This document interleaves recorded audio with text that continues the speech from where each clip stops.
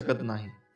लग्नानंतर जोपर्यंत पतीकडे पैसा असतो, तो सर्व सुख सुविधा प्रदान करतो, तोपर्यंत पत्नी त्याची सर्व प्रकारे काळजी घेते. परंतु दुर्दैवाने पतीचा पैसा नष्ट झाला आणि सुख संपत्ती संपून गेल्यावर पत्नीची खरी पारख होते. या काळातच समजते की पत्नीचे प्रेम पतीवर होते की त्याच्या पैशावर. परमेश्वराने आपल्याला 2 डोळे 2 कान दिले आहेत, मात्र जीभ एकच आहे. याचा अर्थ आपण जास्तीत जास्त पाहावे, ऐकावे, मात्र बोलावे मोजकेच. ज्याचा खर्च उत्पन्नापेक्षा जास्त आहे असा व्यक्ती गरीब असतो. ज्या व्यक्तीजवळ फक्त पैसा आहे त्याच्यापेक्षा जास्त गरीब दुसरा कोणीही नाही. ज्या व्यक्तीला पैशाचा हव्यास आहे त्याला पैसा देऊन अहंकारी व्यक्तीला हात जोडून मूर्खाची गोष्ट मान्य करून आणि विद्वानाला सत्य बोलून वश करता येऊ शकते. ज्या लोकांचा स्वभाव आवश्यकतेपेक्षा जास्त साधा सरळ आणि सहज असतो त्यांना आयुष्यात अडचणींचा सामना करावा लागतो. धूर्त आणि लोभी लोक यांच्या स्वभावाचा गैरफायदा घेऊ शकतात. अशा लोकांना दुर्बल समजले जाते. ज्या गोष्टी घडून गेल्या तो भूतकाळ झाला. भूतकाळातल्या गोष्टी पुन्हा येत नसतात.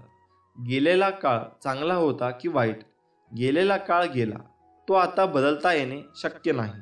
त्यामुळं झालेल्या गोष्टींबद्दल पश्चाताप करून दुःखी होऊ नका.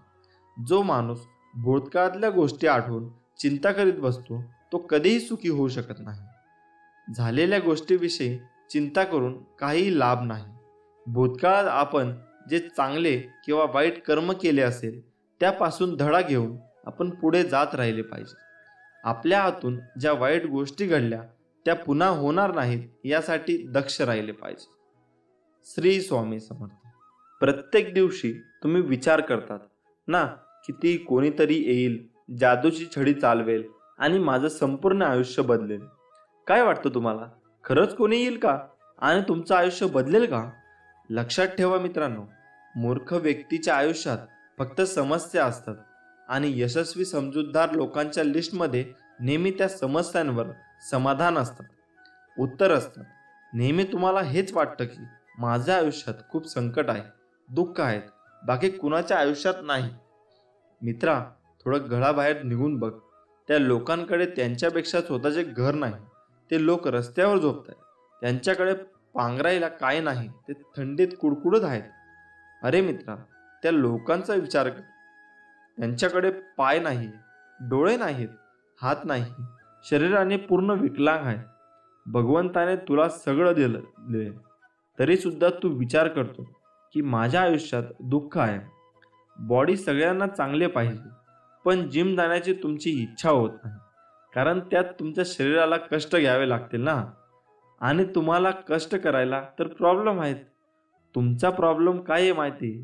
तुम्हाला आयुष्यात कुठेही प्रकारचे कष्ट करायचे नाहीत, शरीराला तकदीर द्यायचे नाही आणि आयुष्यात मोठं व्हायचं. अरे मित्रा, स्टीव्ह जॉब सुद्धा कारणे देऊ शकला असता, कारण लहानपणी त्याच्या आईवडिलांनी त्याला पुन्हा दुसऱ्याकडे देऊन टाकलं होतं. पण त्याने कुठलंही कारण नाही दिलं आणि त्यांच्या जीवनातून पुढे जात राहिला. सर्व अपयशाचे एकच कारण देत बसता असला, पण नाही, त्याने या दुनियेतील सर्वात मोठी कंपनी ॲपल उभी करून टाकली आणि त्याच्याच कंपनीतून त्याला काढूनही टाकलं. पण तो थांबला नाही. त्याच्यापेक्षा तो नेहमी पुढे जात राहिला आणि त्याच वेळी त्यांनी नवीन कंपनी उभी केली. खरं तर तोही कारणे देऊ शकला असता. कॅन्सरसारख्या रोगाने ग्रस्त असूनही तो पुढे जात राहिला. तोही म्हणाला असता की यार, मी रोगाने ग्रस्त आहे आणि काहीच नाही करू शकत. पण नाही, तो थांबला नाही आणि पुढे जात राहिला, काम करत राहिला आणि ॲपलसारख्या कंपनीला त्याने दुनियामध्ये सर्वश्रेष्ठ कंपनी बनवून त्याचे 100% त्याने दिलेत. संकट प्रत्येका व्यक्तीच्या आयुष्यात येतात, पण जिंकतो तोच ज्याच्या संकटांना सामोरे जातो, लढतो, पुन्हा जोमाने तयारी करतो. नाहीतर कारणे देणारे फक्त कारण देत राहतात. आता तू स्वतःला विचारायचं की तुला संकटांना तुझ्या दुःखांना समोर जायचे की असं हार मानून कारणे देत राहायचे. आयुष्यात काहीही नाही करायचं आहे. हार मानून शांत बसणाऱ्या लोकांना ही दुनिया विचारत नाही. त्यांची इज्जतही नाही करत. एकटा रेसमध्ये धावण्यापेक्षा ना हजारो लोकांच्या रेसमध्ये धाव आणि हरूनही गेलात ना, तुम्हाला तुमची अवकात तर समजेल, तुम्ही काय करू शकता, काय नाही करू शकत. सुरुवातीला तुम्ही घाबरून जातात की माझं नाही होणार, मोठी जबाबदारी मी कशी पार पाडू शकेन, आणि तेव्हाच तुम्ही हार मानून शांत बसून जातात. संकट प्रत्येक व्यक्तीच्या आयुष्यात येतात, पण जिंकतो तोच ज्यांच्या संकटांना सामोरे जातो, लढतो आणि पुन्हा जोशाने तयारी करतो. नाहीतर कारणे देणारे फक्त कारण देत राहतात. आता मित्रा, तू स्वतःला विचारायचं की तुला संकटांना, तुझ्या दुःखांना सामोरे जायचे की असं हार मानून कारणे देत राहायचे, आयुष्यात काही नाही करायचे.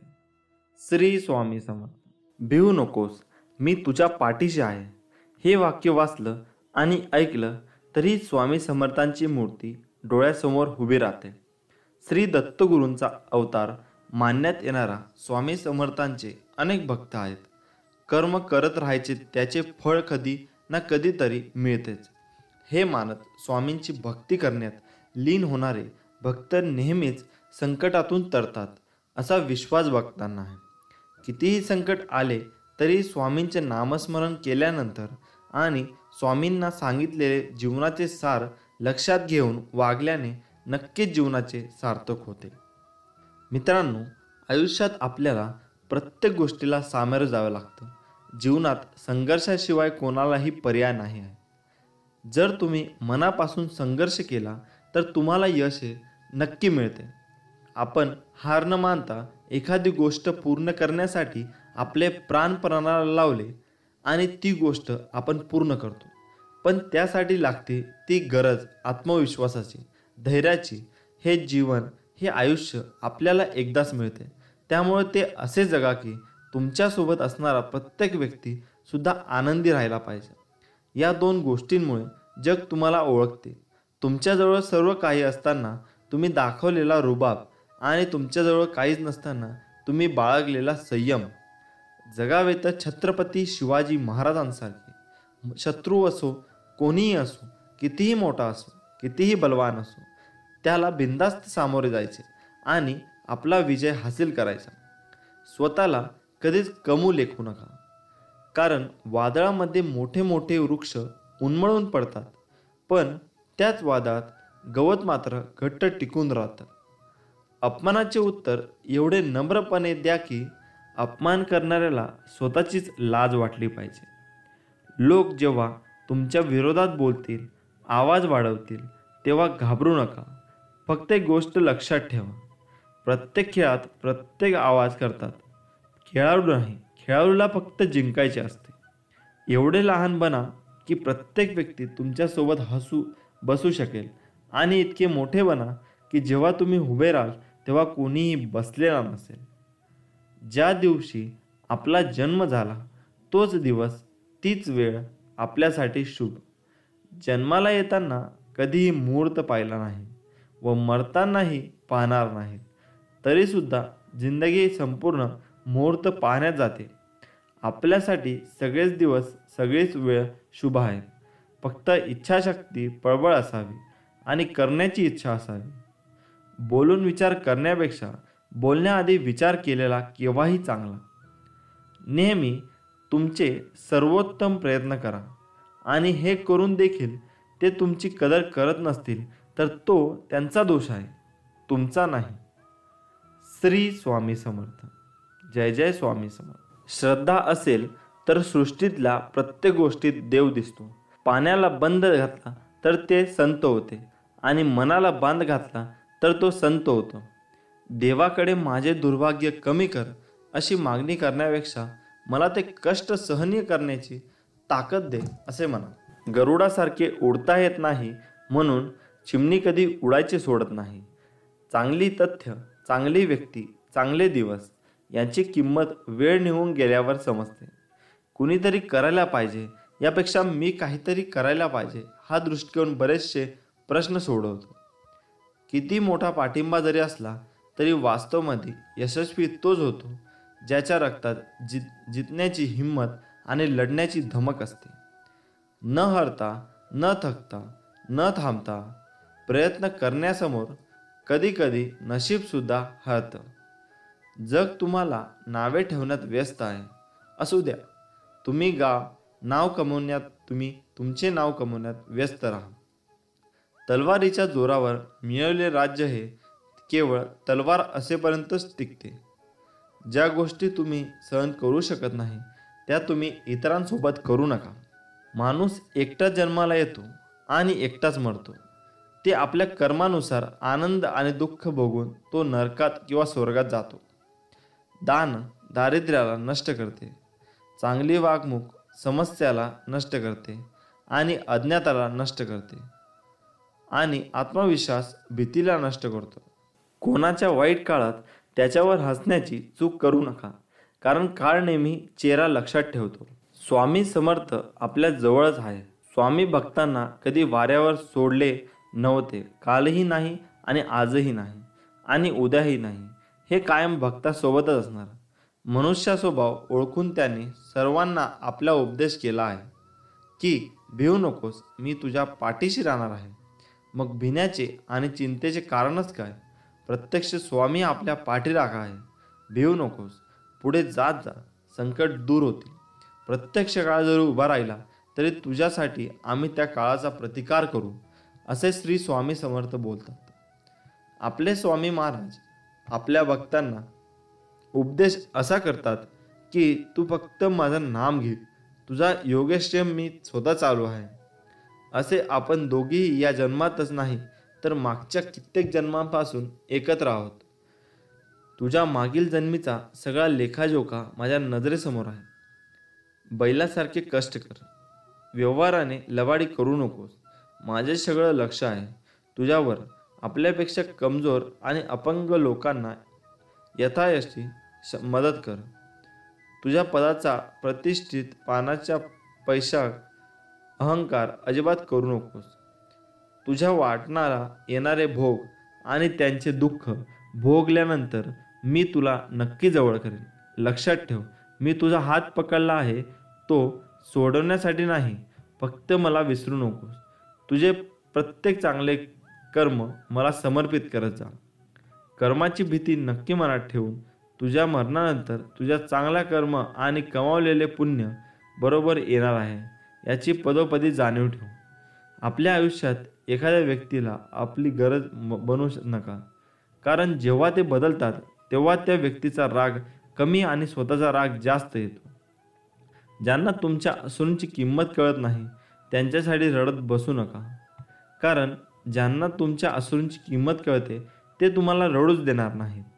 आयुष्यात कधी कुठल्या वाईट दिवसाला सामोरे गेलात तर एकच गोष्ट नेहमी लक्षात ठेवा, दिवस वाईट असू शकतं, आयुष्य नाही. उपवास कर किंवा नको करू हे तुझी मर्जी. जिभेवर ताबा नाही जमला तरी चालेल, पण तुझा मोह आवर, मात्र नक्की विजय मिळव. तू रोज मठात जा किंवा नको जाऊस ही तुझी इच्छा आहे. तिथे नतमस्तक झाला नाही तरी चालेल, पण तुझ्या अहंकाराचा मात्र नक्की विजय मिळव. जा, तुझे अपराध माफ केले. यापुढे सावधगिरीने वाग, भिवू नकोस. पुढे जा, संकट दूर होईल. प्रत्यक्ष काळ तरी तेथे आला तरी तुझ्यासाठी आम्ही त्याचा प्रतिकार करू. श्री स्वामी समर्थ आपल्या जवळच आहे. स्वामी भक्तांना कधी वाऱ्यावर सोडले नव्हते. कालही नाही, आजही नाही आणि उद्याही नाही. हे कायम भक्तासोबतच असणार.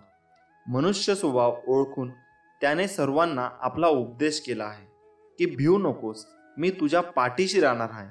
मग भिण्याचे आणि चिंतेचे कारणच काय? प्रत्यक्ष स्वामी आपल्या पाठीराखा आहे. भिवू नकोस, पुढे जात जा, संकट दूर होईल.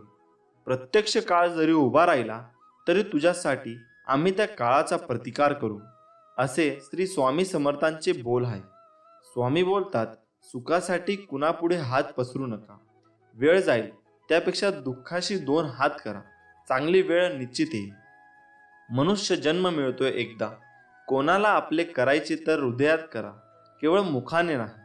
कोणावर राग व्यक्त करायचा असेल तर मुखाने करा, हृदयाने नाही. कारण ज्या दोराला गाठ नसते तो दोरा सहज सुईतून प्रवेश करतो. या जीवनावर खूप प्रेम करावे. हो, जीवनावरच म्हटलंय मी. कारण जीवन हे खूप सुंदर आहे आणि महत्त्वपूर्ण सुद्धा. त्या तुमच्यासाठी आणि तुमच्या प्रियजनांसाठी जर तुम्ही देवाकडे काही मागितल्यावर मिळाले नाही तर त्यांच्यावर रागवू नका, कारण देव तुम्हाला जे आवडेल ते देत नाही, त्याऐवजी ते तुमच्यासाठी जे चांगले आहे ते देतात. जीवन कोणासाठी थांबत नाही, फक्त जीवन जगण्याची कारण बदलतात. सर्वच प्रश्न सुटत नाही, काही प्रश्न सोडून दिले की आपोआप सुटतात. जीवनात दोनच मित्र कमवा, एक श्रीकृष्णासारखा जो तुमच्यासाठी युद्ध न करताही तुम्हाला विजयी करेल, आणि दुसरा कर्णासारखा जो तुम्ही चुकीचे असतानाही तुमच्यासाठी युद्ध करेल. जीवन म्हणजे पत्त्यांचा खेळ.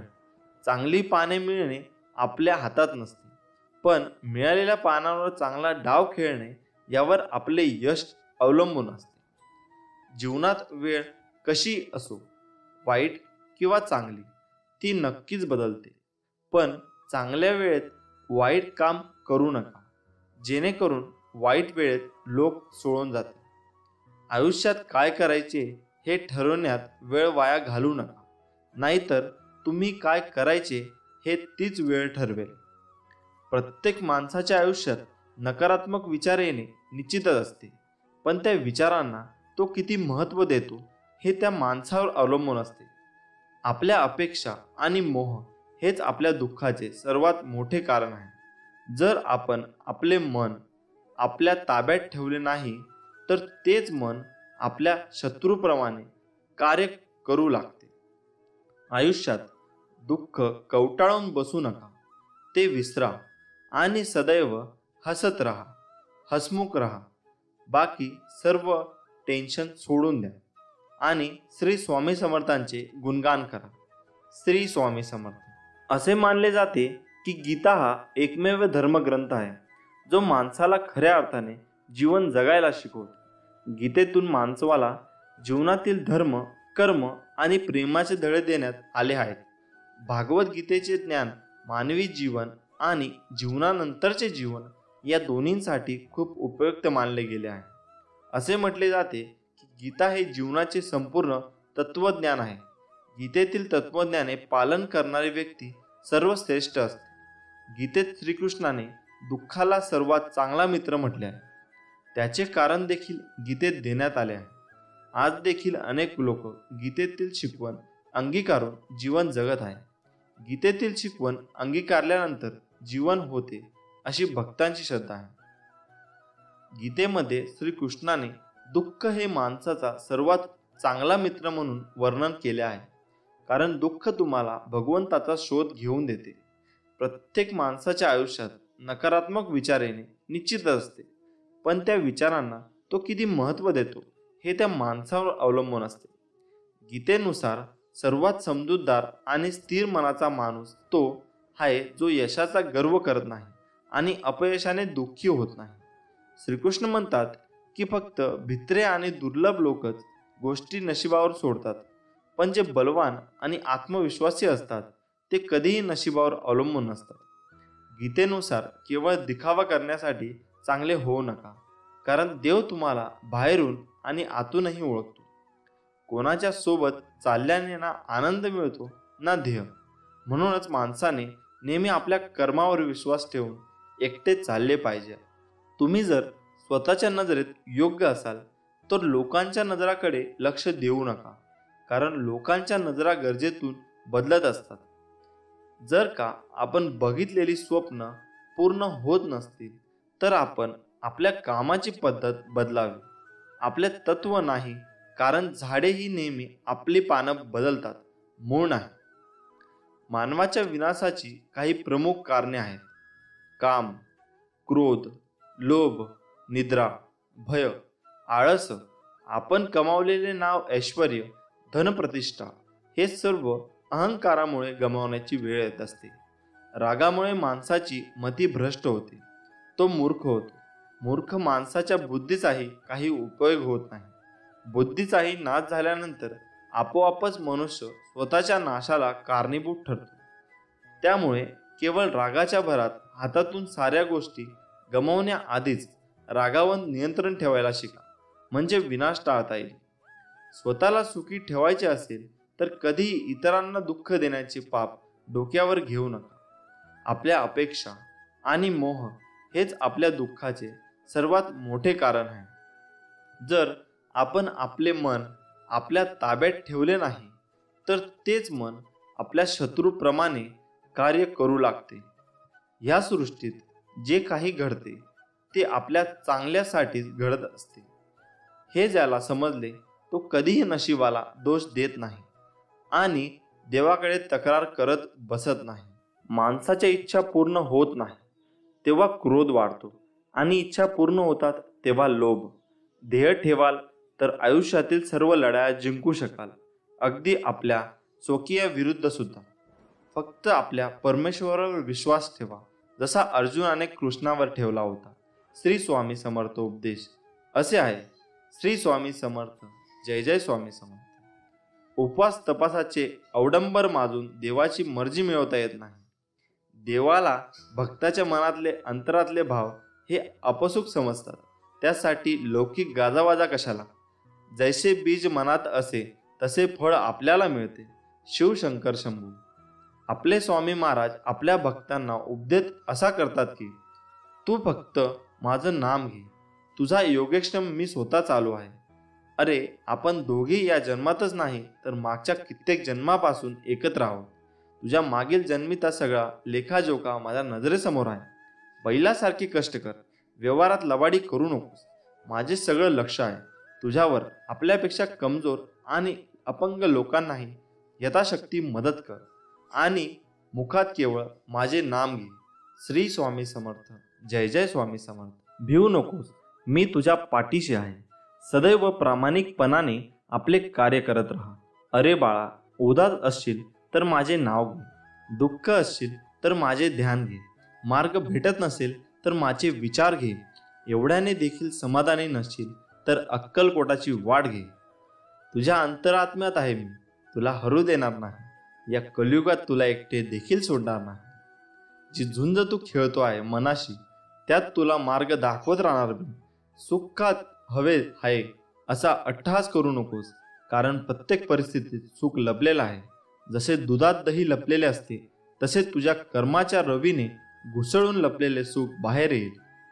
अरे बाळा, काय तुझा आमच्यावर विश्वास नाही? मग एकटा झुरता बसण्यापेक्षा आम्हाला हाक का मारत नाहीस?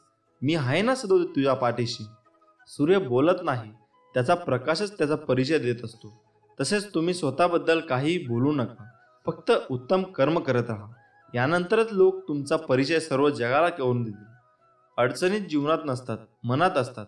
ज्या दिवशी मनावर विजय प्राप्त केला तेव्हा आपोआप अडचणीतून बाहेर पडण्याचा मार्ग सापडतो. तुला जर वाटत असेल कशाला स्वामींना त्रास द्यायचा, आपले दुःख सांगून, अशा वेळी समज मला खरा त्रास तू आता देत आहेस, काही न सांगून.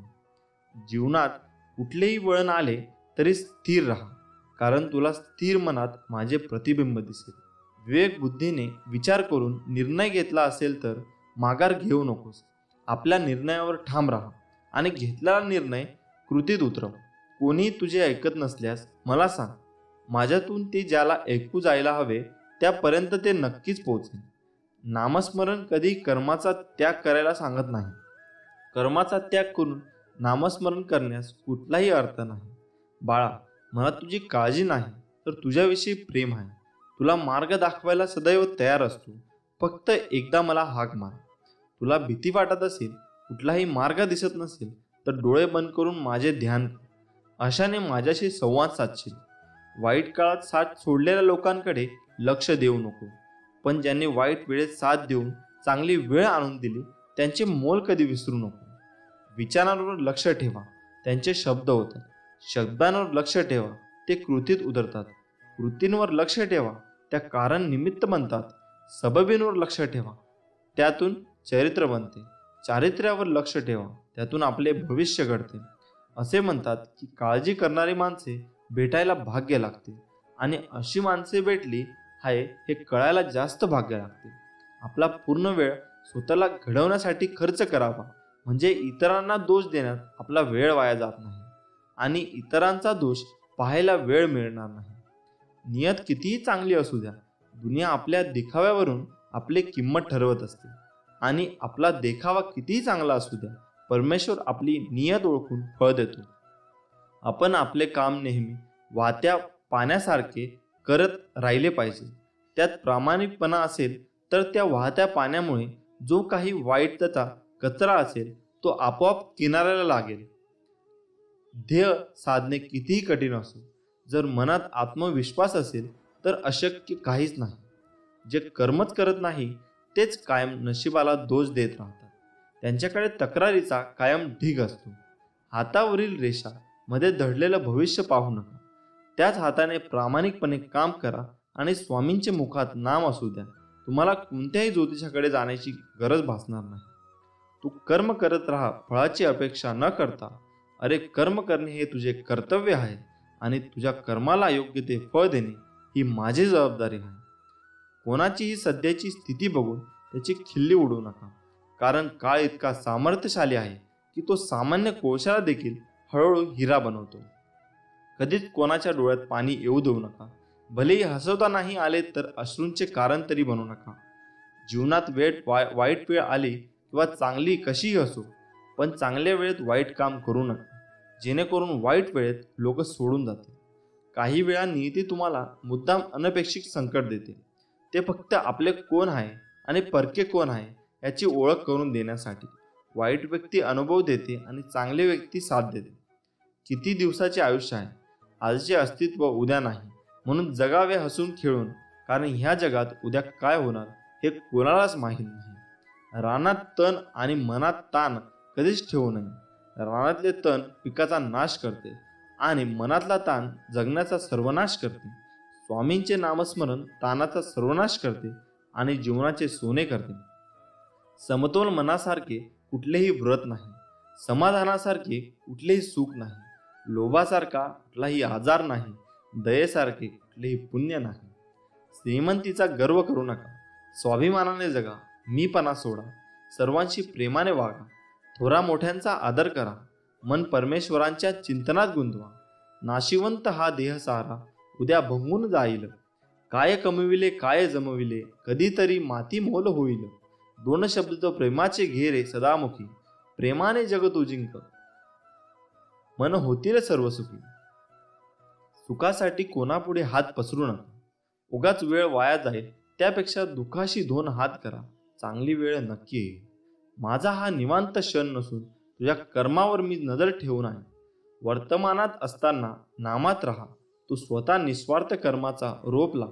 कोणाच्या आशेवर मदतीवर अवलंबून राहू नका, कारण त्या रोपावर येणाऱ्या फळांवर देखील तुझाच अधिकार आहे. मितभाषी असतो सदा सुखी, व्यर्थ बोलेला तो होईल दुखी. पण समर्थ्य नाम रोज जपावे, ते कधी न विसरावे. मनुष्य जन्म मिळतो एकदा, स्वामी नामात आनंद संवर्धन. एक भास एक विसावा, नित्य स्वामी दिसावा.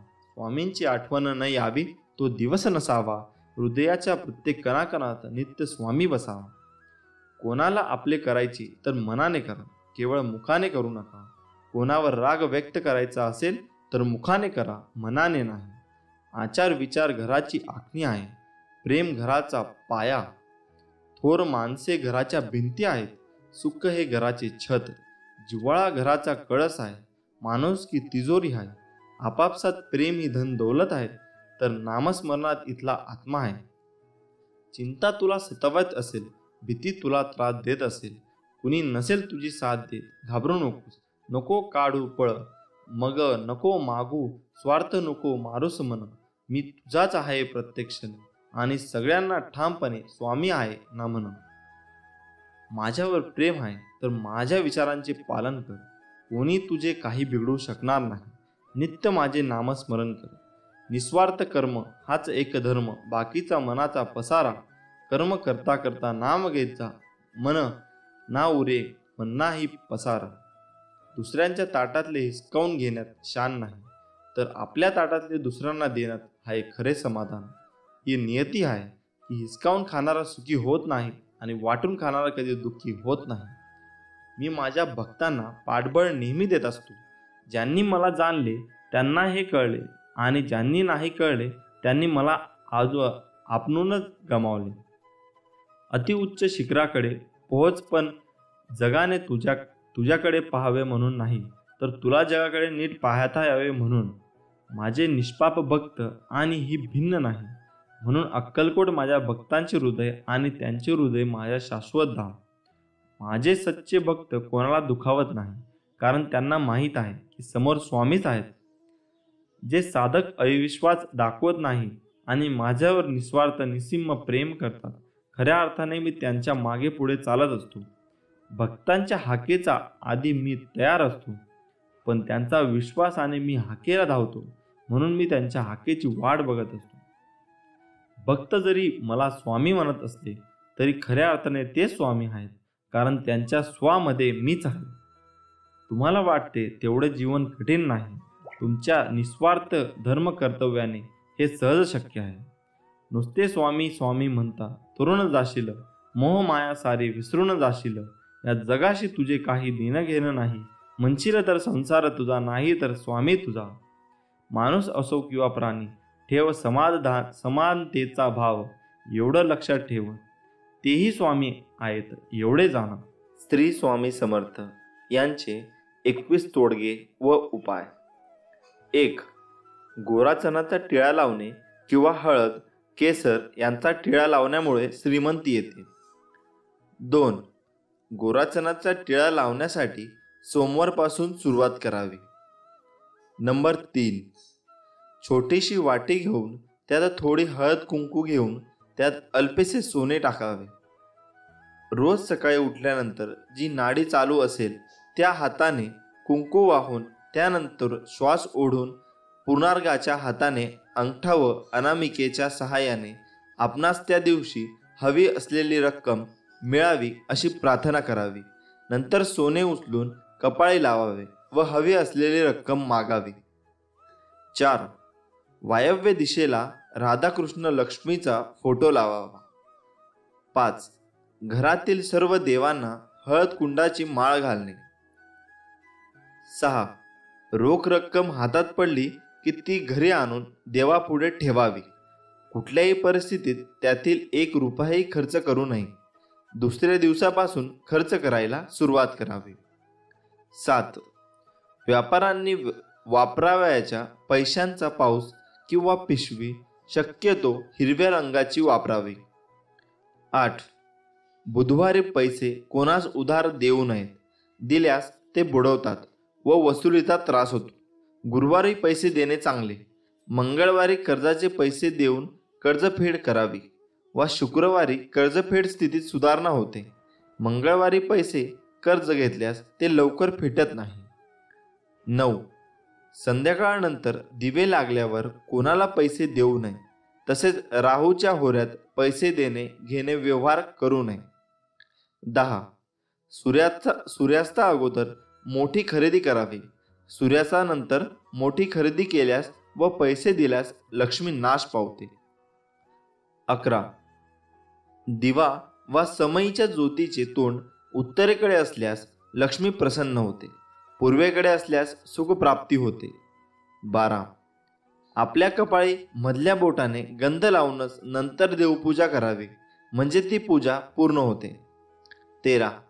पैशांसंबंधी कामासाठी निघताना उजवा पाय घराबाहेर टाकून निघावे. गणेशास 1 लाल फूल मंदिरात वाहून समोर आलेल्या अपंग भिकाऱ्यास व वृद्ध भिकाऱ्यास पैसे देऊन त्यांचे मन संतुष्ट करावे, म्हणजे यश मिळते. 14. घरात मनी प्लांट लावू नये, पैशाची चणचण भासते. 15. श्री स्वामी समर्थ हा जप घरातल्या सर्वांनी किमान 108 वेळा म्हणावा. कोणाही एका व्यक्तीने रोज 1000 जप करावा, धनलाभ होतो. 16. लक्ष्मी प्राप्तीचा सोपा आणि अनुभवसिद्ध उपाय म्हणजे पिठात थोडी साखर मिसळून ते पीठ मुंग्यांना खाऊ घालावे. अनेकांना अनुभव आला आहे. 17. घरातून कामानिमित्त बाहेर पडताना शर्टच्या वरच्या खिशात थोडे तरी पैसे ठेवावेत. मोकळ्या खिशाने कधी घराबाहेर पडू नये. पैसा पैशाकडे जातो हे शाश्वत सत्य आहे. 18. घराच्या व दुकानाच्या दरवाजाला पायांनी स्पर्श करू नये. 19. रोज सकाळी पूजा झाल्यावर घरात शंख न विसरता फुंकावा. घरात वास्तव्यास असलेली अलक्ष्मी, लक्ष्मीची मोठी बहीण अवदसा काढता पाय घेईल आणि लक्ष्मी चिरंतर नांदेल. 20. द्रव्यप्राप्तीसाठी काही प्रभावी मंत्रांचा विनियोगही सांगितला आहे. द्रव्यप्राप्तीसाठी करून देणारा सर्वात प्रभावी मंत्र म्हणजे ओम नमो विष्णवे नमः. जेथे भगवान विष्णू तेथे महाप्रतिवता लक्ष्मी असणारच. या दृष्टीने विष्णू सहस्रनामाचा पाठही फार फलदायी. 21. जो मळकट कपडे घालतो, दात स्वच्छ घासत नाही, जास्त जेवतो, कठोर बोलतो आणि सूर्योदयी अथवा सूर्यास्तासमयी झोपतो, तो साक्षात विष्णू असला तरी लक्ष्मी त्याला सोडून निघून जाईल. हे सर्व आपल्या स्वामींनी आपल्याला सांगितले आहे. त्यामुळे हे तुम्ही पाळावे. श्री स्वामी समर्थ. जय जय स्वामी समर्थ. मित्रांनो, तुम्हालाही रोज 3 ते 5च्या दरम्यान जाग येते. मग हे अवश्य ऐका. प्रत्येक गोष्टी घडण्यामागे काही ना काही कारण असते. अकारण कोणतीही गोष्ट कधीच घडत नसते. म्हणून तर आपण म्हणतो की जे होते ते चांगल्यासाठी. परंतु या सगळ्या घटना अचानक घडतात का? तर नाही. प्रत्येक घटनेमागे काही ना काही संकेत असतात, जे आपल्याला कधी वेळेत कळतात तर कधी वेळ निघून गेल्यावर. वृद्धांच्या बोलण्यातून नकळत काही सूचना मिळतात. आपण दुर्लक्ष करतो, परंतु घटना घडून गेल्यावर आपल्याला त्या शब्दाची आठवण येते. त्याचप्रमाणे काही प्रसंग त्या क्षणी आपल्याला अडचणीत टाकणारे वाटतात, परंतु त्यामागे काहीतरी चांगलेच घडणे नियतीला अपेक्षित असते. तुमचा जर परमेश्वरावर विश्वास असेल, दृढ श्रद्धा असेल, तर या पूर्वसूचना तुम्ही ओळखू शकता किंवा संधी साधून त्यांचा वापरही करू शकता.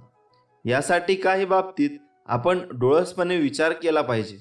प्रत्येक घटनेमागे कारण शोधले पाहिजे, तर अनेक प्रश्नांची आपल्याला उकल होऊ शकते. जसे की रोज पहाटे 3 ते 5च्या दरम्यान जाग येणे, झोपेतून जाग येणे. यात कदाचित काही विशेषही नसेलही, परंतु रोज ठराविक वेळेतच जाग येणे, तेही पहाटे, हा ईश्वरी संकेत आहे असे समजावे. पहाटे 3 ते 5 ही वेळ ब्रह्ममुहूर्त म्हणून ओळखली जाते. या वेळेत उठल्यामुळे अनेक फायदे होतात, हे आपण सगळे जाणतो. परंतु अनेकांना ठरूनही या वेळी जाग येत नाही. अलार्म बंद करून ते झोपी जातात. या उलट तुम्हाला त्या वेळेत जाग येत नसेल तर तुम्ही खरोखर नशिबान आहात असे समजा. ब्रह्मदेवाने सृष्टीची निर्मिती या मुहूर्तावर केली होती, म्हणून त्या मुहूर्ताला ब्रह्ममुहूर्त तसेच ईश्वरी मुहूर्त असे म्हणतात. ही वेळ सर्वसाधारण नसून अतिशय प्रभावी असते. प्रभाव कोणावर? तर जी व्यक्ती या वेळेचा सदुपयोग करते त्यावर. या वेळेत शक्ती, बुद्धी, बल, तेज असे आरोग्याशी निगडीत जे घटक हवे ते सगळे प्राप्त होतात. या कालावधीत नभो मंडलातील ग्रहस्थिती आपल्याला प्रगती करता उत्तम असते. वातावरण शुद्ध असते, परिसर शांत असतो. त्यामुळे या कालावधीत जे काही मनाशी ठरवाल ते अवश्य प्राप्त करू शकाल, असा ब्रह्ममुहूर्ताचा महिमा आहे. भगवान श्रीकृष्ण यांनी देखील भगवद्गीतेत अर्जुनाला ब्रह्ममुहूर्तावर उठण्याचे महत्त्व सांगितले आहे. आपले पूर्वज ऋषीमुनी ब्रह्ममुहूर्तावर उठून दिनचर्येची, ध्यानधारणेची सुरुवात करत असतात. या उलट आपण सूर्य डोक्यावर आला तरी अंथरूण सोडत नाही. परंतु तुम्हाला जर भल्या पहाटे जाग येत नसेल तर पुन्हा झोपण्याची चूक करू नका. तुमच्याकडून चांगले कार्य घडण्याचे ते संकेत आहेत. या वेळेचा सदुपयोग करा, तुम्हाला त्याचा अवश्य लाभ होईल. परंतु चांगले काही घडण्यासाठी चांगले प्रयत्नही करावे लागतील. यासाठी वेळेत झोपा आणि ब्रह्ममुहूर्तावर जाग आली की आपल्या ध्येयप्राप्ती चांगली कामगिरी करा. ध्येय निश्चित नसेल तर उत्तम आरोग्य प्राप्तीसाठी मेहनत घ्या. तन सुदृढ असेल तर मनही सुदृढ असेल. शांत आणि प्रसन्न मन तुम्हाला ध्येयाची वाट दाखवेल. स्वामी म्हणतात, तू तुझ्या कार्याला सुरुवात तर कर, भिवू नकोस, मी तुझ्या पाठीशी आहे. मित्रांनो, काही वस्तू अशा असतात त्यांच्याशी आपले भाग्य, आपले नशीब हे जोडलेले असतात आणि म्हणून अशा वस्तू या आपल्या स्वतःच्या मालकीच्या असतात. त्या वस्तू आपण इतर कोणाशीही शेअर करू नका, इतर कुणालाही देऊ नका. मग तो आपला चांगला मित्र असू द्या, चांगली मैत्रीण असू द्या, आपला जवळचा एखादा पाहुणा किंवा नातेवाईक असू द्या. कोणालाही वस्तू शेअर करू नका. या वस्तू वाटून घेतल्याने, या वस्तू दुसऱ्याला दिल्याने आपण आपलं नशीब, आपले भाग्य आहे दुसऱ्याला देत असतो आणि त्याचा परिणाम म्हणून आपले नशीब मग आपल्याला साथ देत नाही. आपल्या घरामध्ये गरिबी येते, दारिद्र्य येते आणि मग आपण म्हणतो की महालक्ष्मीचा आशीर्वाद आम्हाला मिळत नाही. या वस्तू कोणत्या आहेत ते आज आपण जाणून घेणार आहोत. त्यातील पहिली वस्तू आहे ती महिला वर्गाशी संबंधित आहे. महिला वर्गाने त्यांच्या पायातले जोडवे हे कधीही कुणालाही देऊ नयेत. याचे कारण असे आहे की हे पायातले जोडवे हे सौभाग्याचं लेणं मानलं जाते. महिलांशी संबंधित विवाहित महिला हे त्यांच्या अशा काही वस्तू असतात, असं काही जोडवे झाले किंवा मंगळसूत्र असतील तर या वस्तू विवाहित स्त्रियांनी कधीही कोणाशी शेअर करू नये. ती तुमची जवळची मैत्रीण असल्यास किंवा मग तुमचा एखादा पाहुणा असू देत किंवा जवळचे नातेवाईक असले तरी या वस्तू शेअर केल्याने, दुसऱ्याला दिल्याने तुमच्यामधील आणि तुमच्या पती पत्नीमधील प्रेमाचे दुरावा निर्माण होतो, प्रेम कमी होते आणि मग काही घटना अगदी घटस्फोटापर्यंत जातात. आणि ज्या ठिकाणी पती पत्नीमध्ये प्रेम नसतं अशा घरामध्ये सतत वादविवाद होत राहतात. आणि मग ज्या ठिकाणी वादविवाद असतात तिथे शांती नसते. अशा ठिकाणी माता लक्ष्मी राहणं पसंत करत नाही, त्यांच्या घरातून कधीच निघून गेलेले असते. दुसरीची गोष्ट आहे ती म्हणजे अत्यंत महत्त्वाचे आहे की आपल्या घरात लहान लहान मुलं असतील तर बऱ्याचदा असे होते की आपण आपल्या मुलांनी वापरलेले कपडे किंवा जुने असलेले कपडे की जे त्यांना आता फिट बसत नाहीत किंवा त्यांना आता होत नाहीत, असे कपडे ही दान म्हणून गरिबांना दिले जातात. पण लक्षात घ्या की आपलं मूल जोपर्यंत 9 वर्षाचे किंवा 11 वर्षाचे होत नाही तोपर्यंत त्याचे कपडे कोणालाही दान म्हणून देऊ नका. कारण आपल्या मनामध्ये परोपकाराची भावना नक्की असेल, गरिबांना थोडीफार मदत होईल. जर आपल्याला मदत करायची असेल तर आपण या गरिबांसाठी नवीन कपडे घेऊन द्या, काही हरकत नाही. मात्र ज्यावेळी तुम्ही तुमच्या मूल 9 किंवा 11 वर्षापर्यंतचं ज्या मुलाचे कपडे त्यांना दिले तर त्यांचा थेट परिणाम हा तुमच्या मुलाच्या भाग्यावर होत असतो, त्याच्या नशिबावर होत असतो. तुम्ही पाहिले असेल की ज्यावेळी तुम्ही अशा प्रकारे कपडे दान म्हणून देतात, काही दिवसातच तुमचे मूल आजारी पडतात, तुमचे मुले किरकिर करू लागतात, ते नीट राहत नाही आणि याचं कारण तेच आहे. म्हणून आपल्या मुलाला भाग्याचा खेळ करू नका. तुमच्यासोबतही असे काही घडले असेल तर कमेंट करून नक्की सांगा तुमचे अनुभव. पुढची गोष्ट आहे ती म्हणजे तुम्ही दुसऱ्याला कपडे दान करताना ते कधी तुम्ही 11 वर्षे मोठी मुलं झाल्यावर त्यांच्याविषयी आपण बोलतो असे कपडे दान म्हणून देतात तेव्हा ते कपडे साफ करून स्वच्छ करून धुवून घालायला हवेत. पडलेले फाटलेले कपडे दान म्हणून देऊ नका.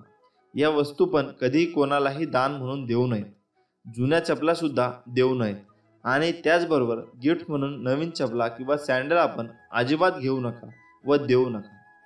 आपण आपल्या घरामध्ये झाडू वापरतो, तो आपण चुकूनही कोणाला थोड्या वेळेसाठी सुद्धा देऊ नका. शेजारी किंवा इतर लोक असतात की ते आपल्या घरातील झाडू मागतात थोड्या वेळेसाठी, अजिबात देऊ नका. तर झाडू हे लक्ष्मी स्वरूप आहे. झाडूच्या प्रत्येक क्षणात लक्ष्मीचा वास असतो. भारतीय धर्म परंपरेमध्ये बरेच सण उत्सव असे आहेत की त्यात आपण झाडूची पूजा करतो. याचं कारण तेच आहे की या झाडूमध्ये प्रत्यक्ष माता लक्ष्मीचा वास्तव्य असते. जर तुम्हाला झाडू दान द्यायचे असेल तर लक्षात घ्या, आपण मंदिरामध्ये द्यायचा असतो. कोणत्याही दिवशी, एखाद्या शुभ दिवशी, शुभ मुहूर्त तुम्ही एखाद्या मंदिरामध्ये पहाटे सूर्योदयापूर्वी की कोणालाही समजू नये असं गुप्त दान केल्याने खूप शुभ फळ मिळतात. आपल्या घरामध्ये महालक्ष्मीचे वास्तव्य राहते.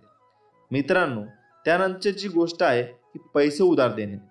पैसे उधार देताना ते कधीही तुम्ही मंगळवारच्या दिवशी देऊ नका, कारण मंगळवारी दिलेले पैसे परत येण्याची शक्यता कमी असते.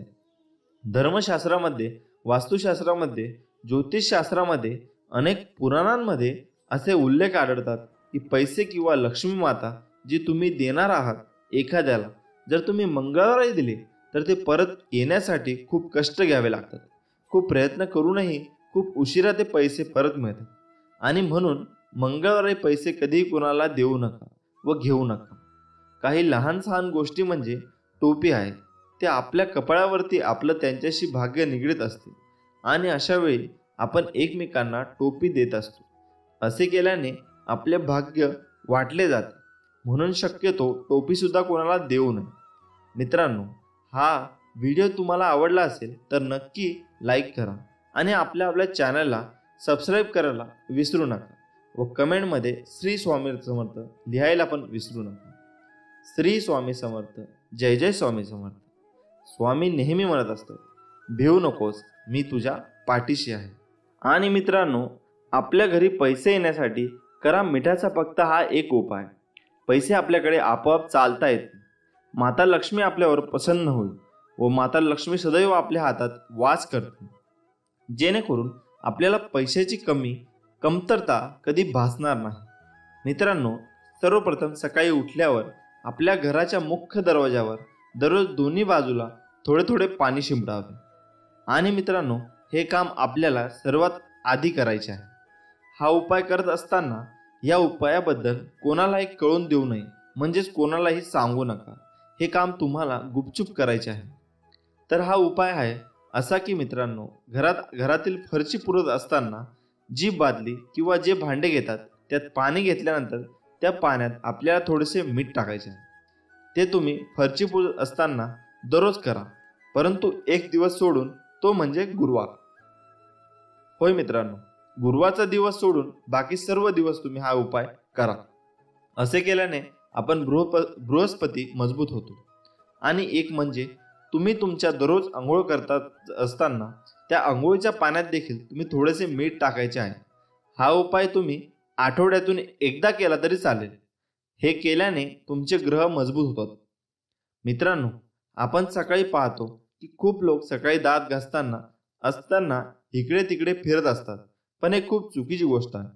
आपण आपले दात स्वतःच करत असताना, म्हणजेच ब्रश करत असताना एका जागीच उभे राहून करायचे आहे किंवा बसून करावे.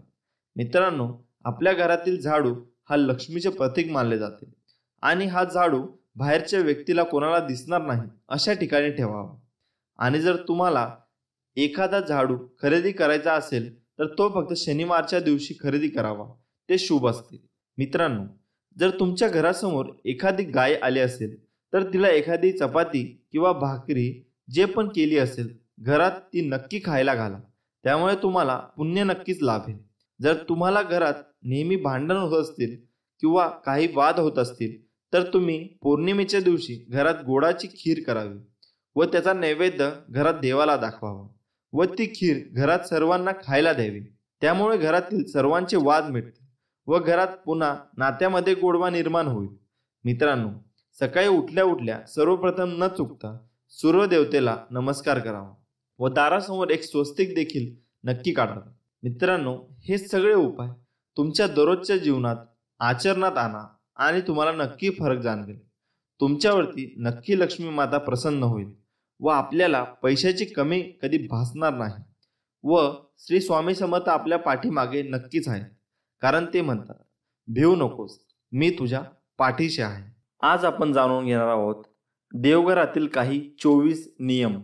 ते खूप महत्त्वाचे आहेत व तुम्ही या व्हिडिओमध्ये तो व्हिडिओ पूर्ण बघा आणि आम्हाला कमेंटमध्ये कळवा की हे नियम तुम्हाला कसे वाटले. हा संदेश आपण शेवटपर्यंत नक्की बघा. नियम नंबर 1, पूजेचे ठिकाण ईशान्य भागात असावे आणि त्याची उंची त्याच्या रुंदीच्या दुप्पट असावी. नियम नंबर 2, देवघर अशा ठिकाणी असावे जेथे दिवसभरातून काही काळासाठी सूर्यप्रकाश पोहोचेल. ज्या घरामध्ये सूर्यप्रकाश आणि ताजी हवा येत राहते त्या घरामधील विविध दोष आपोआप नष्ट होतात.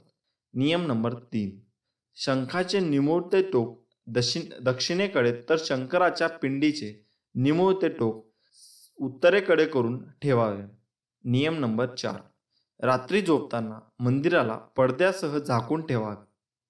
नियम नंबर 5, पूजेचे घर कधीही शौचालय किंवा स्वयंपाकघराच्या पुढे बांधू नये. त्याचप्रमाणे उपासना घर कोणत्याही शिडीखाली बांधले जात नाही. नियम नंबर 6. घराच्या पूजेच्या ठिकाणी कधीही दिवंगत व्यक्तीची फोटो, तुटलेली मूर्ती किंवा फाटलेले फोटो चुकूनही ठेवू नये. तुटलेली मूर्ती किंवा देवतांचा फोटो खड्डा खणून पवित्र ठिकाणी पुरला पाहिजे. नियम नंबर 7. देवघरात यंत्रे असल्यास ती उभी मांडू नयेत. जमिनीशी समांतर मांडावेत. नियम नंबर 8. कुलदेवीचा टाक, मूर्तीचा अथवा तसबीर, इष्टदेवतेचा फोटो अगर मूर्ती, लंगडा बाळकृष्ण, नंदी व नागविरहित शंकराची पिंडी काळ्या दगडाची किंवा पंचधातूची असावी. नियम नंबर 9. देवारातील सर्व मूर्ती तोंडे पश्चिमेस असावे, म्हणजे पूजा करणाऱ्या यजमानाचे तोंड पूर्वेस होईल. अशा पद्धतीने मांडणी करावी. नियम नंबर 10. पूजा घराला तोरण असावे, उंबरठा असावा. नियम नंबर 10. देवघरात प्रकाशासाठी दिवा नेहमी दक्षिण दिशेला लावावा. नियम नंबर 12. पूजा घराची फरशी आणि भिंत हलका पिवळा किंवा पांढऱ्या रंगाचे असावे. नियम नंबर 13. पूजा घरात हवनकुंड आग्नेय कोनात ठेवा. नियम नंबर 14. पूजेचे घर नेहमी स्वच्छ आणि शुद्ध ठेवले पाहिजे. पूजा घर साफ करणारे झाडू आणि मॉप नेहमी वेगळे असावेत. नियम नंबर 15. पूजा घरात पैसे कधीही लपवू नये. हा एक प्रकारचा वास्तुदोष आहे. नियम नंबर 16. अंगठ्यापेक्षा मोठ्या देवी देवतांच्या मूर्ती कधीही पूजा घरात ठेवू नयेत. नियम नंबर 17. देवघरात कधी कचरा किंवा खराब वस्तू ठेवू नका. नियम नंबर 18. महाभारताचे फोटो कधीही पूजेच्या घरात ठेवू नयेत.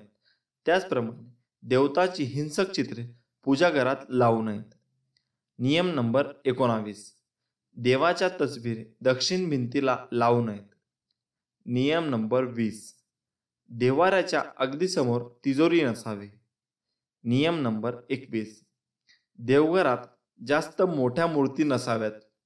शास्त्रानुसार देवघरात शिवलिंग ठेवू नये. जर शिवलिंग असेल तर ते अंगठ्याच्या आकारा एवढे असावे असे सांगितले जाते.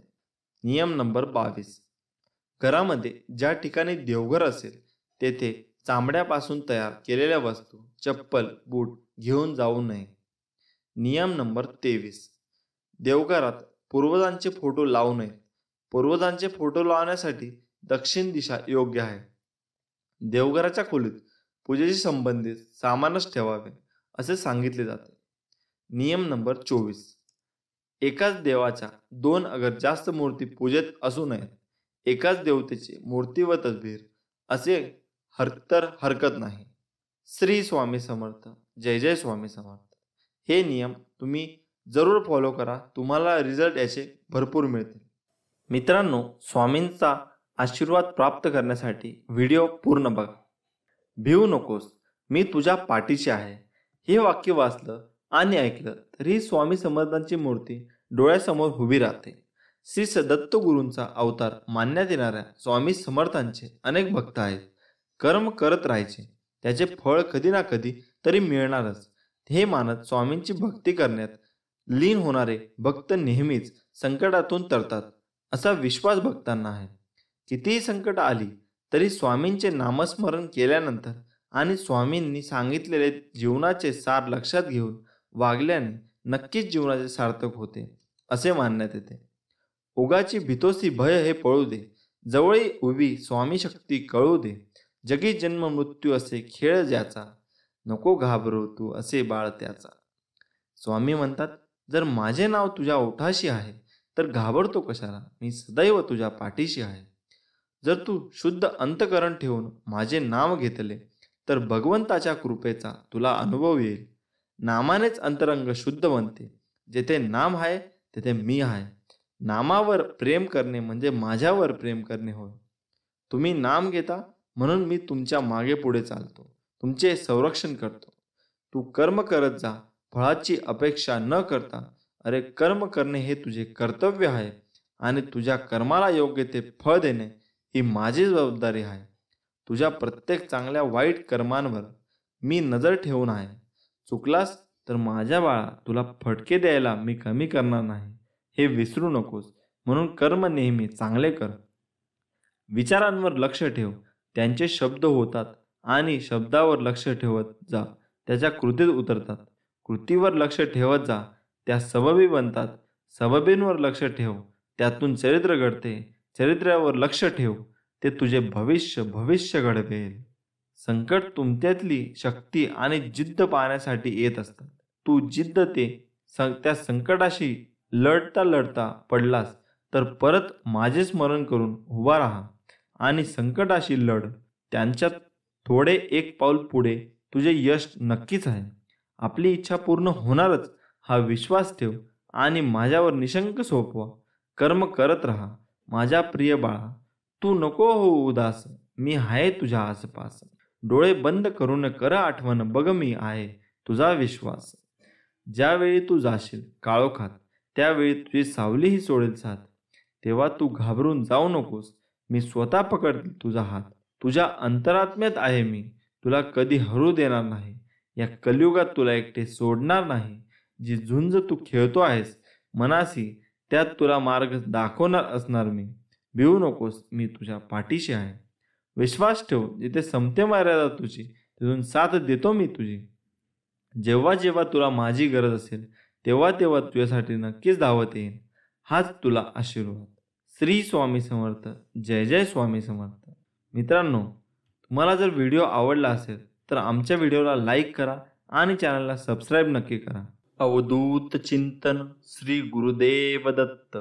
श्री स्वामी समर्थ.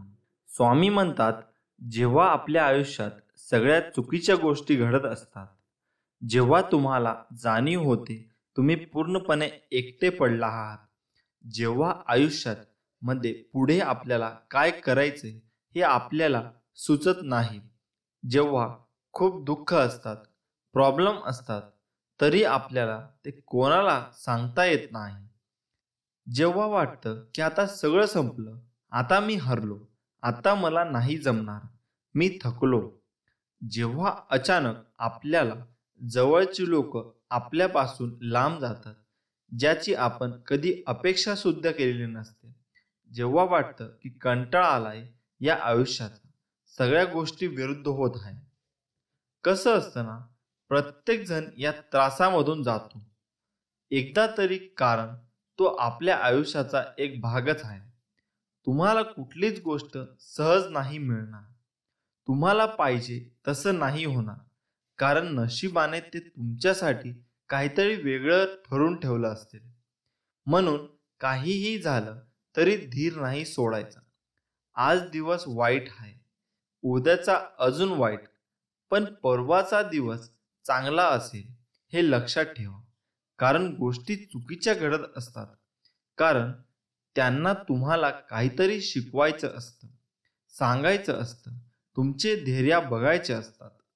तुम्हाला त्या सगळ्यांवर मात करायची आहे हे लक्षात घ्या. असं धीर सोडू नका आणि सर्वात पहिले नकारात्मक विचार आणू नका की असं नाही झालं तर, मला हे नाही जमलं तर, जर तरचा विचार करून काही होणार आहे. उलट असं विचार करा, मी अजून काय करू शकतो ज्याने माझे जिंकण्याचे चान्सेस अजून वाढतील. चांगल्या गोष्टी घडायच्या आधी वाईट गोष्टी घडतातच. फक्त तेच दिवस असतात जेव्हा तुम्हाला स्वतःवर विश्वास ठेवायचा आहे आणि सांगायचं आहे की चल ठीक आहे, माझा आजचा दिवस वाईट गेला, म्हणून काय झालं, मला माहीत आहे मी नक्की यशस्वी होणार आहे. आज नाही जमलं, उद्या नाही जमलं, तुम्हाला स्वतःलाच मोटिवेट करायचं आहे. कारण कोणी येणार आहे की तू असं कर आणि तसं कर, जे काय आहे त्यांना तुम्हा एकट्यालाच समोर जायचं आहे. मला माहीत आहे तुम्ही या सगळ्या गोष्टीमधून खूप लवकरच बाहेर पडाल, मला खात्री आहे. कारण मला माहीत आहे तुम्ही स्ट्रॉंग आहात, तुम्ही असे लगेच हार नाही मानणार. मला विश्वास आहे की तुम्ही एक दिवस नक्की यशस्वी होणार आहात. फक्त त्यासाठी आता थोड्या वाईट अवघड दिवसांना सामोरे जावं लागत आहे. हीच ती वेळ असते जेव्हा एकतर लोक हार मानतात किंवा या सगळ्या गोष्टींना सामोरे जातात. हा छोटासा फरक असतो यशस्वी आणि अयशस्वी लोकांमध्ये. तुम्हाला आयुष्यामध्ये खूप लोक भेटतील जे तुम्हाला या परिस्थितीमध्ये अजून निगेटिव्ह गोष्ट सांगतील की सोडून दे, नको याच्या मागे लागूस, काही होणार नाही, आपलं काहीतरी काम शोध, या सगळ्या गोष्टीत काही नाही आहे, उगाच वेळ घालवू नकोस. ते तुमच्यावर आहे की तुम्हाला त्याचं किती ऐकायचं आहे ते. कारण ही तीच लोक असतील जी तुम्ही यशस्वी झाल्यावर तुम्हाला शुभेच्छा देतील, फोटो काढायला येतील. कारण वेळेसोबत सगळं बदलतं. तुम्हाला ठरवायचं आहे की तुम्हाला नक्की काय करायचं आहे, कुठे जायचं आहे. एक गोष्ट लक्षात ठेवा, वाईट वेळेत कोणी नसतं आणि कोणाकडून अपेक्षा पण ठेवू नका. कारण हे तुमचं आयुष्य आहे, तुम्हाला सामोरे जायचं आहे. मग ती कुठलीही गोष्ट असू द्या, जे काही सुख दुःख असतील त्यासोबत जगायचं आहे. निर्णय तुमचा आहे की तुम्हाला हार मानायची आहे. आज का उद्यापासून परत नवीन ऊर्जा, नवीन प्रेरणा घेऊन सुरुवात करायची आहे. ही वेळ हे क्षण एकदा निघून गेले का परत नाही मिळणार. दुःख असेल, टेन्शन असतील तरी फक्त हा विचार करा की हे फक्त काही वेळेसाठी आहे. ही वेळ निघून गेली, जाईल आणि होईल सगळं ठीक. श्री स्वामी समर्थ आहेत आपल्या पाठीमागे. भिवू नकोस, मी तुझ्या पाठीशी आहे असं म्हणणारे स्वामी समर्थ आपल्या नेहमी पाठी असतात. आपण फक्त मनापासून प्रयत्न केले पाहिजे व जिद्दीने आपण पुढे गेले पाहिजे. स्वामी म्हणतात, भिवू नकोस, मी तुझ्या पाठीशी आहे. एवढं वाक्य पुरेसं आहे कोणत्याही संकटावर मात करण्यासाठी. मनामध्ये श्रद्धा आणि विश्वास असेल तर कोणतीही गोष्ट अशक्य नाही आहे. कधी कधी आपल्या आयुष्यात काही गोष्टी अशा होऊन जातात ना की त्याचं दुःख कायम आपल्या मनात राहतं. कारण ते व्यक्ती आपल्या खूप जवळचे असतात आणि त्यांची आपल्याला सवय झालेली असते. पण शेवटी मरणं आपल्या हातात नसतं ना. जे व्हायचं असतं ते होतच. हेच तर आयुष्य असतं. आज ना उद्या संपणारच. म्हणून हे आयुष्य आपण कसं जगायचं हे विचार करून जीवन जगलं पाहिजे. गेलेला हा आयुष्य परत नाही येणार. आता या कोरोनामुळे किती जणांनी आपले आई वडील, भाऊ बहीण, आजी आजोबा, मित्र मैत्रिणी गमावले असतील. त्यांच्यावर किती दुःख कोसळलं असेल याचा आपण विचार सुद्धा नाही करू शकत. आणि त्यात पण शेवटच्या क्षणी सुद्धा त्या व्यक्तीला बघता येत नाही. किती भयान परिस्थिती झाली असेल त्या व्यक्तीची. आपण रोज बघतो एवढी लोक मरतात, पण त्यांच्या फॅमिलीला किती दुःख झालं असेल याची आपण कल्पना सुद्धा नाही करू शकत. मी जे हे तुम्हाला का सांगतो, कारण एकदा ती व्यक्ती गेली का दुःख करून काही होत नाही. म्हणून आहेत तेव्हाच. काही राग वगैरे असेल तर सोडून द्या. काही भांडण झाले असेल तर माफी मागून टाका. कोणी फसवलं, कोणी काय केलं त्याला आता काही अर्थ नाही आहे. जे व्हायचं होतं ते झालं. आता जे चालू आहे त्यावर लक्ष द्या. उगाच छोट्याशा कारणावरून नातं तोडू नका. मान्य आहे त्याची चूक होती, पण श्वास आहे तोपर्यंत सगळं आहे. त्यानंतर सगळं संपतं. तो अहंकार वगैरे सोडून द्या. त्याने कोणाचंच भलं होत नाही. एक चांगला माणूस म्हणून जगा. कारण तुम्ही आयुष्यभर एक चांगले म्हणून जगले ना, तर ते लोक चांगले बोलाले म्हणून, नाही तर त्यातून जो आनंद आणि सुख भेटतो तो कशातच नाही आहे. जे होईल ते होतं, ते होऊन गेलं. ज्या गोष्टी होऊन गेल्या त्याच्यावर विचार करून रडून स्वतःला त्रास करून घेणं फक्त तुम्हाला त्रास देणार होय. तुम्हाला असं वाटत असेल की ते परत येतील तर ते फक्त आपले भास असतात. कारण लोक येण्यासाठी जात नाही कधीच. फक्त तुमचं मन ते एक्सेप्ट करत नाही आहे सध्या. प्रत्येक व्यक्तीला दुःख असतात. मग सगळेच आशा सोडतात का? नाही रे, मान्य आहे सगळ्यांच्या आयुष्यात प्रॉब्लेम वेगवेगळे असतात. पण म्हणून हे कारण देऊन तुमचे प्रॉब्लेम सॉल्व्ह नाही होणार आहे. ते फक्त पुढे जात राहते. दोन व्यक्ती असतात. पहिले ज्यांना यातून खरंच बाहेर पडायचं असतं आणि दुसरे ज्यांना यातून बाहेर पडायचं असतं पण ते नाही प्रयत्न करत आणि नाही होणार बोलून सोडून देतात किंवा कारण सांगतात. अशा प्रकारच्या व्यक्तीकडून डिप्रेशनमध्ये जायला लागतात आणि ते अजून निगेटिव्ह होत जातात. बाकी लोक प्रयत्न करत असतात आपल्या पद्धतीने, पण ते नाही जमत त्यांना. त्यांनी निराश होऊन नका, कारण ते सांगण्याची पद्धत बदला. तुम्ही नक्की बाहेर पडाल यातून. अशी मला खात्री आहे. कारण अशक्य असं काहीच नसतं. बाकी सर्व स्वामींवर सोपा. तुम्ही फक्त प्रयत्न करा. अशक्य ही शक्य करतील स्वामी. तारक मंत्र या 2 शब्दामध्ये त्यांचा अर्थ समावला आहे. जो आजाराने त्रासलेला आहे, जो चिंतेने ग्रासलेला आहे, त्यांना तरण्यासाठी नेहमी स्वामी काही ना काही उपाय करत असतात. म्हणून स्वामी समर्थांनी आपल्याला तारक मंत्र देऊन अनमोल अशी भेट दिली आहे. मित्रांनो, स्वामी समर्थ तारक मंत्रात फार ताकद आहे. तारक मंत्रात इतकी प्रचंड शक्ती आहे की तुम्ही आणि आपण कोणी सुद्धा याचा विचारही करू शकणार नाही. शेवटी स्वामींची ही शक्ती आहे. स्वामींची अगम्य शक्ती या तारक मंत्रामध्ये सामावली आहे. म्हणूनच स्वामी समर्थ तारण मंत्र तुम्ही म्हणायला सुरुवात करा आणि बघा तुमच्या शरीरात मानसिक बळ येते. या मंत्राचा अनुभव अनेकांनी घेतला आहे आणि ज्यांना कोणाला डिप्रेशन आले आहे, सगळं संपल्यासारखं वाटतंय, त्याने सतत तारक मंत्र म्हणावं व स्वामी यांचे प्रेम अनुभवावे. तर तारक मंत्र या नावातच सर्व काही आहे. तारक म्हणजे तारणारा. तुम्हाला डिप्रेस वाटते, मग म्हणा तारक मंत्र. तुमचे काम अडले आहे, मग म्हणा तारक मंत्र. एकाकी एकटा पडल्यासारखं वाटत आहे, रडू येते किंवा उदास वाटतंय, या सगळ्यावरही एकच औषध आहे. तो म्हणजे आपल्या स्वामींचा तारक मंत्र. मित्रांनो, उदाहरण देऊ तेवढी कमीच आहे. हा तारक मंत्र इतका ताकदीचा आहे की तारक मंत्राची एक एक ओळ मनापासून समजून वाचली तर खरी जादू काय आहे हे आपल्याला नक्की समजेल. मंत्रांच्या पहिल्या ओळी तर स्वामीने असं सांगितलं की हे मना, तू निशंक हो, निर्भय हो. स्वामी नामाची व स्वामी बाळाची प्रचंड शक्ती तुझ्या मागे उभी आहे. त्यांना अशक्य असे काहीच नाही. ते स्वतः प्रारब्ध घडवतात व त्यांच्या आज्ञेशिवाय तुम्हाला कोणी हातही लावू शकणार नाही.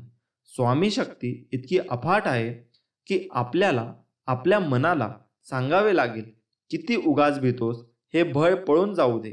स्वामी पाठीशी असताना भय कशाला हवे? नको घाबरू तू असे बाळ.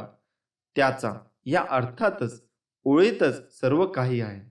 कारण स्वामी आई म्हणून आपल्या महाराजांना आपण हाक नेहमी मारतो.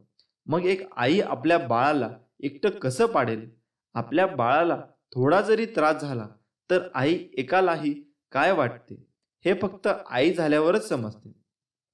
मग स्वामी तर विश्वाची माऊली आहे. आईच्या कोमल हृदयापासूनच त्या माऊलीचे हृदय बनले. कदाचित मन घाबरण्याचा प्रश्न येतोच कुठे? खरा होई जागा श्रद्धे सहित, कसा होईल त्या बिना तू स्वामी भक्त. आई ही आई असली तरी तिच्याकडे पण प्रेम व्यक्त करावे. त्याशिवाय आईला कसे कळणार की ती जे काही आपल्या मुलांसाठी करते त्याची थोडी तरी जाणीव मुलांना आहे की नाही? असाच काही महाराजांचा आहे. महाराजांवर असलेले प्रेम, श्रद्धा, आपुलकी हे सर्व नामस्मरणद्वारे आपल्याला व्यक्त करायचं आहे. महाराजांना बाकी कसलीही अपेक्षा नाही. आठव, कितीदा दिलीस त्यांनी साथ, नको डगमगू, स्वामी देतील हात.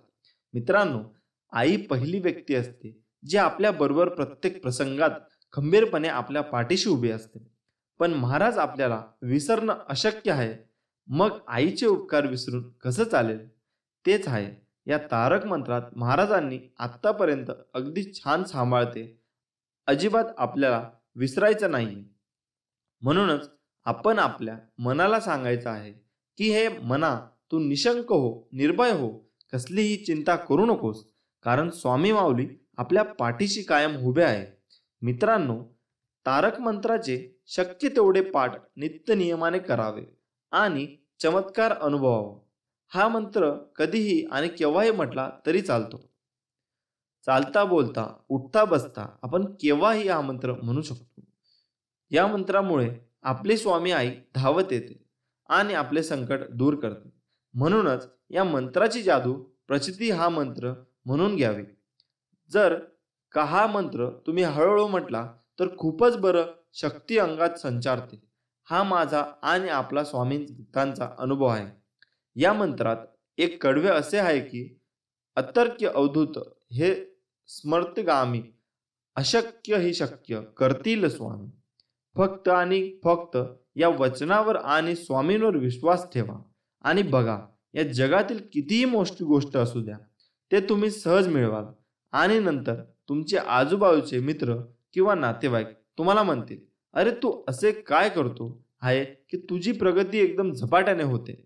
तेव्हा मनातल्या मनात स्वतः बोला की माझ्या मागे माझे गुरु स्वामी समर्थ आहेत. या जगाचा जो एकच मालक आहे. या जगात झाडांची पाने सुद्धा त्यांच्या इच्छेने हलतात. आपल्या सर्वांचे ते रक्षण करतात. असे स्वामी महाराज माझ्या मागे होते, आहेत आणि कायम राहणार. श्री स्वामी समर्थ. जय जय स्वामी समर्थ. श्री स्वामी समर्थ. जय जय स्वामी समर्थ. आपल्याला स्वामी महाराज काय म्हणायचे? भिवू नकोस, मी तुझ्या पाठीशी आहे.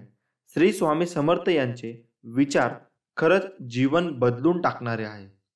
होय मित्रांनो, श्री स्वामी समर्थ महाराज आजही आपल्या सोबतच आहे. त्यांच्या अस्तित्वाची प्रचिती आजही आपल्याला येत असते.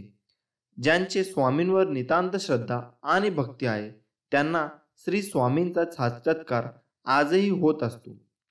कारण स्वामी आपल्याला सोडून गेलेच नाही, ते आपल्यामध्येच आहे. म्हणूनच तर त्यांनी समाधी घेण्या अगोदर काही क्षण असे म्हटले होते, अरे हा मी मेलेला नाही, मी जाणारही नाही, मी सदैव तुझ्या जवळच राहील. माणसाच्या इच्छा पूर्ण होत नाही तेव्हा क्रोध वाढतो आणि इच्छा पूर्ण होतात तेव्हा लोभ. ध्येय ठेवाल तर आयुष्यातील सर्व लढाया जिंकू शकाल. फक्त आपल्या परमेश्वरावर विश्वास ठेवा, जसा अर्जुनाने कृष्णावर ठेवला होता. स्वामी म्हणतात, तू फक्त नाम घे, तुझे कार्यकाळ मी स्वतः चालवत आहे. अरे आपण दोघेही या जन्मातच नाही तर मागच्या कित्येक जन्मांपासून एकत्र आहोत. तुझ्या मागील जन्मीचा सगळा लेखाजोखा माझ्या नजरेसमोर आहे. बैलासारखे कष्ट कर, व्यवहारात लबाडी करू नकोस. माझे सगळे लक्ष आहे तुझ्यावर. आपल्यापेक्षा कमजोर आणि अपंग लोकांना यथाशक्ती मदत कर. तुझ्या पदाचा, प्रतिष्ठेचा, पैशाचा अहंकार अजिबात करू नकोस. तुझ्या वाट्याला येणारे भोग आणि त्यांचे दुःख भोगल्यानंतर मी तुला नक्की जवळ करेन. लक्षात ठेव, मी तुझा हात पकडला आहे, तो सोडण्यासाठी नाही. फक्त मला विसरू नकोस. तुझे प्रत्येक चांगले कर्म मला समर्पित करत जा. पुण्याचेच काम करत जा. मग मी तुला लहान बाळासारखे सांभाळले, तुझे लाड करेन. पण तू जर का लोकांच्या मार्गात अडचणी निर्माण करणार असशील तर मी तुझ्या कमरेत देखील लाथ घालेन. तू सोहळा मान किंवा नको माणूस चालेल, पण तुझ्या आचार मात्र नीट आणि पवित्र ठेव. तू रोज 11 माळी जप, स्वाध्याय कर किंवा नको. शास्त्र वाच किंवा नको वाचूस. तुझी निवड त्यासाठी वेळ नाही दिला तरी चालेल, पण आपल्या माणसांची मने नक्की वाचा.